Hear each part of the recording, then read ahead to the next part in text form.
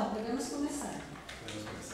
Bom, pessoal, em vista de tudo que já foi dito, pela introdução da professora, também pela introdução da Márcia, no que diz respeito ao novo sujeito da modernidade, né? Eu acho que não, com toda certeza, não é possível que nós venhamos a falar sobre as nossas peças se nós não abordarmos em nenhum momento o século XIX, principalmente as duas últimas décadas do século XIX. É sabido de todos nós que dentro nesse período ocorreram transformações tecnológicas e científicas e que ao mesmo tempo essas transformações impulsionaram o homem a olhar para si, para a sua interioridade. Essa interioridade caracterizada pela psicologia como a psique humana.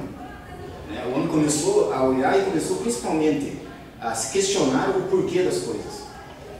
Dentro dessa perspectiva, também sabemos que o homem conseguiu expor os seus pensamentos e conseguir indagar a si mesmo a partir do realismo. É óbvio que no romantismo ele já teve um princípio de questionamento, de valorização, mas foi com o realismo mesmo que se quebrou, ocorreu uma ruptura entre o tradicionalismo, entre o conservadorismo e que o homem começou a se impor. É lógico que o homem deve também à psicanálise, deve a Freud, deve a Lacan, a todo esse tipo de pensamento, embora Lacan venha escrever depois de Freud, venha analisar depois de Freud.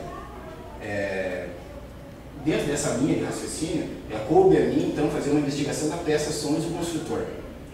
Interessante que Sonhos do Construtor é a terceira fase de produção de Ibsen. É quase uma das últimas peças, se eu não estou enganado, se não é a última.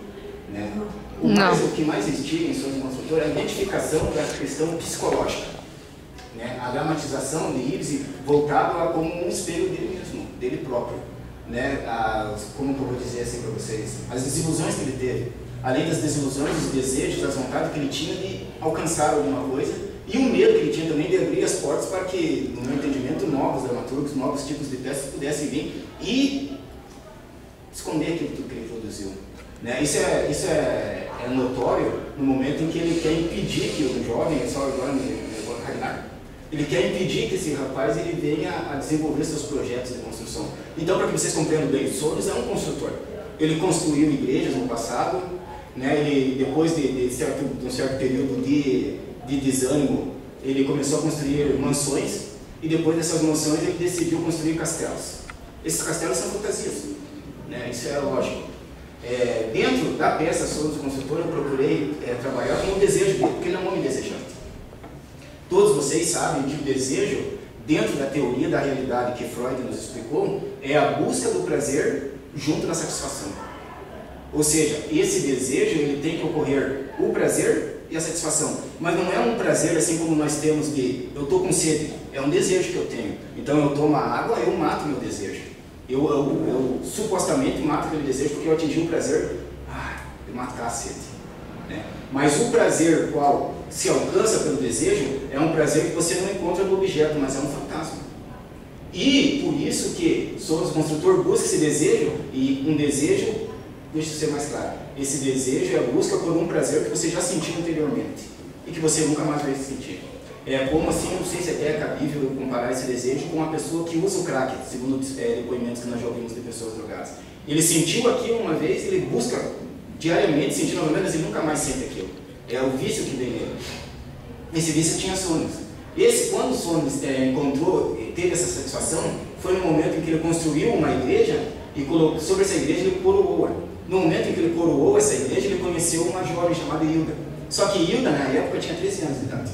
Ele sentiu todo esse gozo, essa alegria, porque lá ele cantou, lá ele dançou, lá ele manifestou toda a sua alegria por aquele contentamento que ele tinha, e ao mesmo tempo que ele fez isso, ele fez uma promessa para Hilda.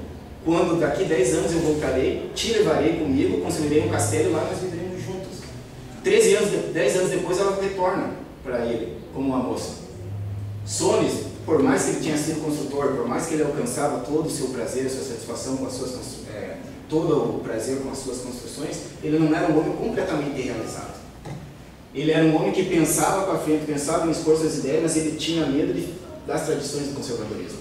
Ele entendia que ele poderia trabalhar para frente, mas que ele não podia se desamarrar dos costumes, não podia se desamarrar das tradições, não podia se desamarrar da religiosidade, que era uma das questões mais fortes ainda nessa época. Quando Hilda retorna para a casa dele, impulsiona ele a realizar tudo aquilo que ele tinha de medo.